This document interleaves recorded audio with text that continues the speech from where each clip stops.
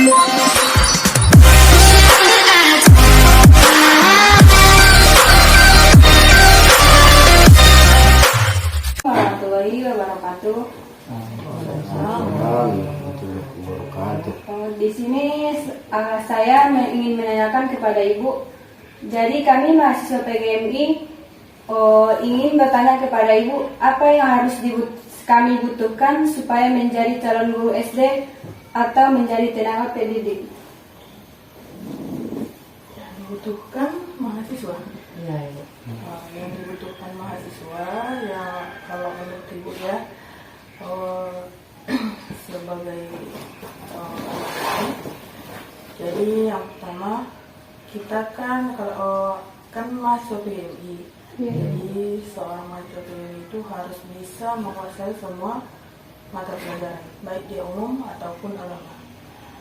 Itu satu, harus bisa menguasai semua pelajaran. Nah, kemudian yang kedua, sekarang kan zamannya sudah canggih. Nah, yang kedua itu tentang IT, harus bisa menguasai IT.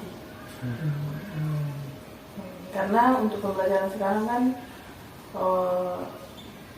lebih dibutuhkan memakai IT.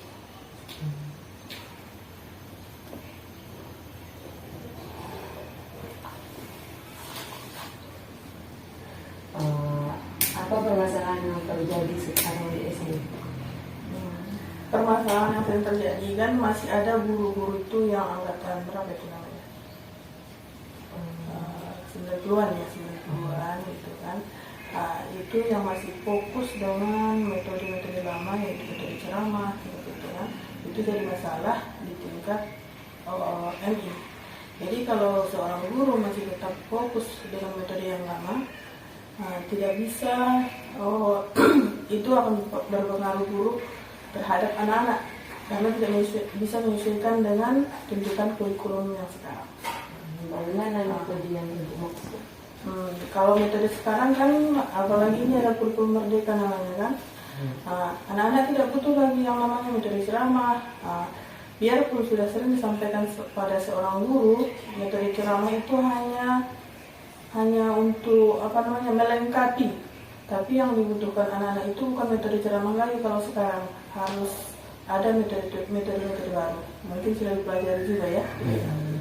Nah, contohnya itu tadi metodenya. Terus harus ada media di setiap pembelajaran. Nah, itu caranya untuk mengatasi masalah itu kan.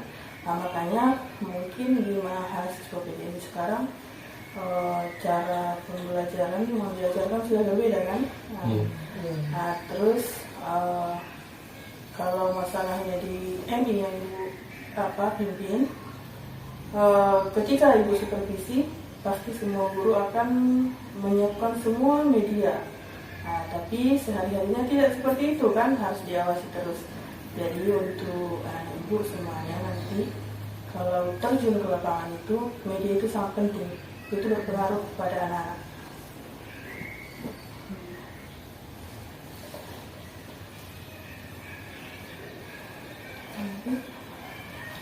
Kemampuan apa yang harus dimiliki oleh seorang guru? Nah, kemampuan ini maksudnya di kelas kan? Iya.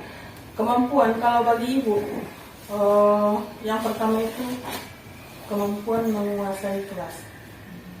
Kalau kita tidak menguasai kelas, sebaik apapun pengetahuan kita tentang materi yang akan kita ajarkan, tapi kalau tidak kita kuasai kelasnya, Ibu rasa itu tidak akan berhasil. Jadi yang pertama itu harus menguasai kelas dulu. Jadi kita nanti menyampaikan materi itu kita nyaman dan anak-anak bisa menerima dengan baik.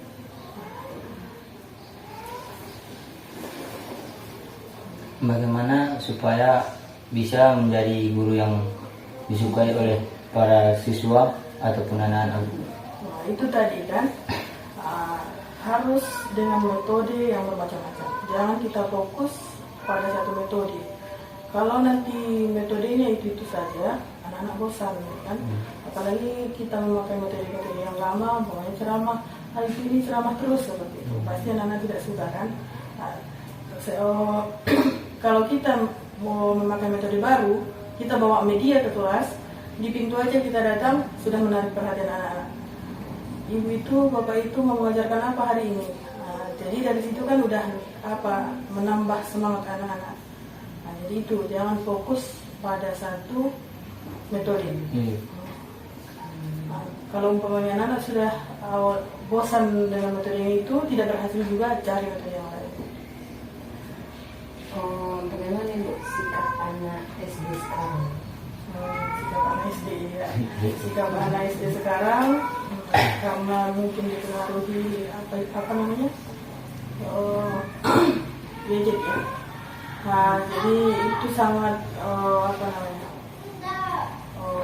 harus memiliki kesabaran yang lebih lah untuk seorang guru kan.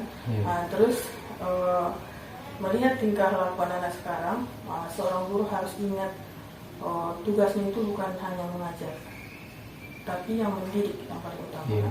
Mendidik baru mengajar. Kalau kita hanya fokus mengajar, ya akhirnya nanti tingkah laku anak itu seperti mungkin sudah pernah praktek kan.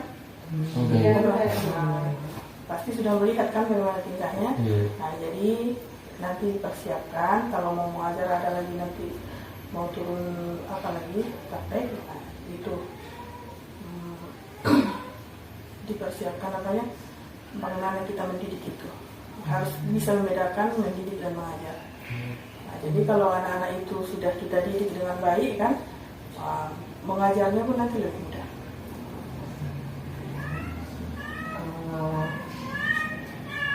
Apa kendala yang Ibu alami selama menjadi kepala itu? Kendalanya itu yang tadi yang pertama dibilangkan, guru itu ada dari beberapa generasi. Terus guru itu tidak bisa menerapkan pembelajaran sesuai dengan yang didapatkannya waktu belajar, kan? Harus tetap mau belajar. Nah, jadi yang jadi masalah, yang sering dihadapi itu ketika seorang guru itu tidak mau belajar, kan? Nah, jadi sebaik apapun ilmu kita waktu kita belajar itu, tapi kalau tidak sesuai dengan zamannya, itu tidak bisa kan? Nah, jadi itu masalah. Nah, tidak semua guru bisa apalagi ada yang tua kan, seperti itu. Sering disampaikan, kami kan sudah tua,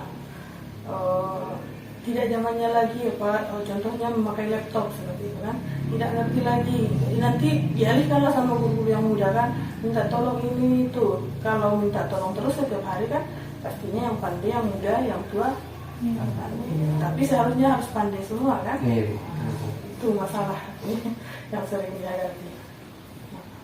Tapi tidak semua. Tapi sekarang yang ibu lihat dituntut dengan teknologi harus bisa, sudah mulai belajar kalau di madrasah tempat ibu. Ada lagi?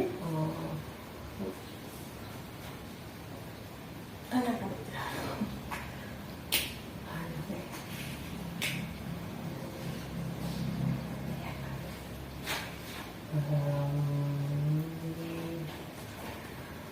Ibu alumni dari mana? Alumni dari D2 PGMI STAIN Padang Simpuan, sekarang UIN ya. Dulu masih STAIN, tapi D2 sama-sama PGMI tapi D2. Masih itu lagi. Kalau sekarang udah S1, tapi dulu masuknya itu mengajar dari D2 PGMI. Kalau S1-nya itu kan cuma melengkapi ya, persyaratan untuk persyaratan. melanjutkan karir. Tapi kalau dasarnya kalau ditanya orang alumni mana, D2 PGMI STAIN gitu.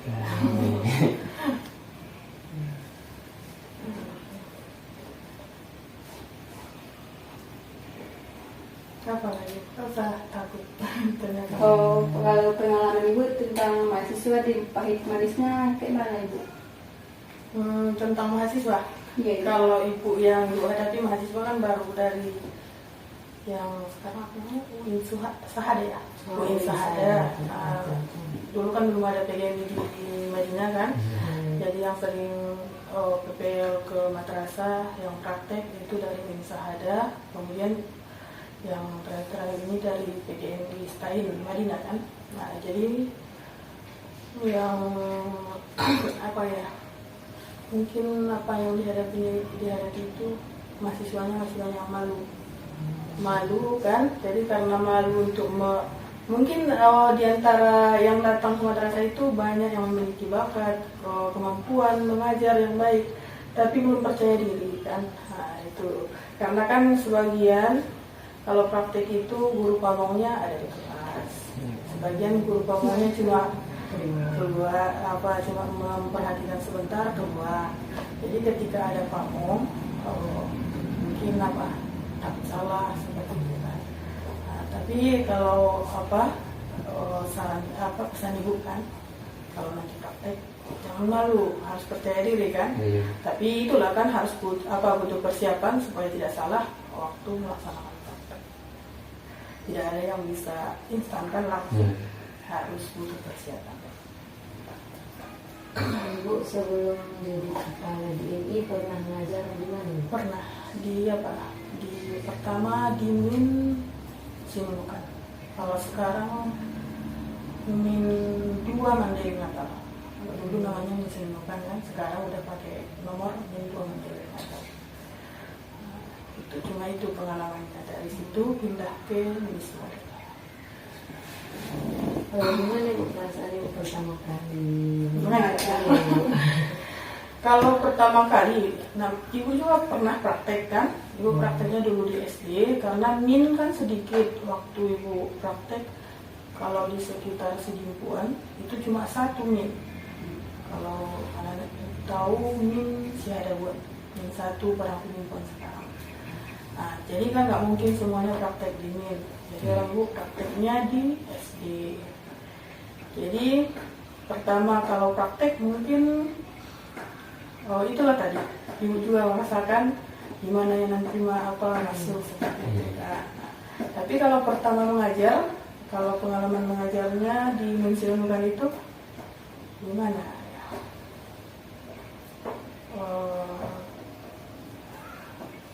Kalau pengalaman namanya anak-anaknya lebih namanya di daerah perkebunan kan. Jadi terus bahasa juga tidak sama kita di sini. Terus banyak juga yang tidak mengerti bahasa Indonesia karena kan lingkungan Jawa. Jadi anak-anak pakai bahasa Jawa. Jadi terkendala juga waktu mengajar pertama kali. Terkendala di bahasa. Kalau umpamanya untuk kalau kita guru baru, pastinya kepala sekolahnya pun tidak memberikan kelas tinggi. Jadi kalau untuk menghadapi anak-anak tidak terlalu masalah.